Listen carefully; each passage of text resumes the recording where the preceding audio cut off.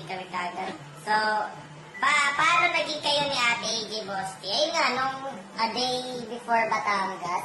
Hindi, after Batangas. A day after Batangas. Sabi niya sa akin, dogs. Sabi ko, I think I like it too eh. Sabi niya, sa tayo na, sabi ko, gusto mo. So, naging kami. Pero guys, yun nga, tapos ng Batangas, parang mas naging kami, mas naging magkakilala kami. To the point na, alam yun. Mas naging mas okay. AJ o Max? AJ o Max? Pinapili pa nga. Max. Teka ko lang, hindi pwede. Sino yung na-fall sa inyo, boss? Mag-shot. Payas tayo. Paano mo madedefend si AJ at ang relasyon nyo sa mga tutol o basher sa inyo? Pa-shoutout, sabi ni Marky at Wayne. To the point na hindi naman ako nag-cheat sa past relationship ko. So, I mean, kahit konting, na lang, respeto. Kung saan binibigyan ko naman yung kasiyahan. Diba? Kung yun yung kasiyahan ko naman yung, supportahan nyo. Yun naman yun eh. Naman ako ginawa masama, di naman ako nag-cheat. Yung mga sinasabi nilang may kabit ako. Give me a proof. Diba? Which is wala naman. Sabihin natin for example, pwede ko ba for example, kami nun ni Chicks, tapos nag-break kami ng November 2, tapos may kinausap na ang iba.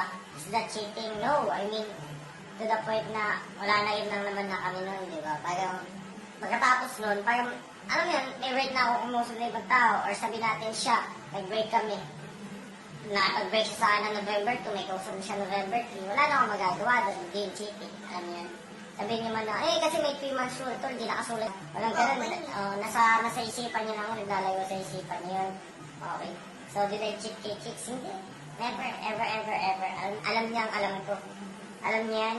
Basta yun yan, alam niya yun, guys. Alam niya. Ayun lang yung kaya kong gawin, ayun lang din yung kaya kong gawin, guys. Pagka nagka-girlfriend ako, paninindigan. Diba? Paano mo ba sinagot si AJ?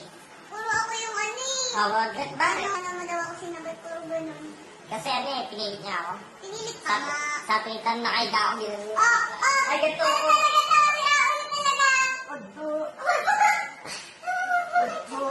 Financial advisor ba talaga, Boss D? Late ka na sa balita.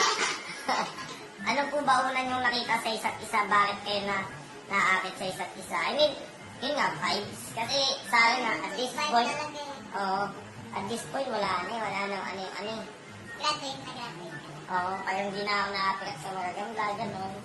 Then, talaga hindi na ako naapikat sa magsi. Gusto ko talaga pag nakausap ko, alam mo yun yung kabeds na kabeds mo, mangipin, no? Hindi.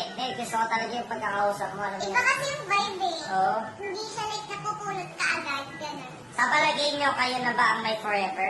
Walang forever, guys.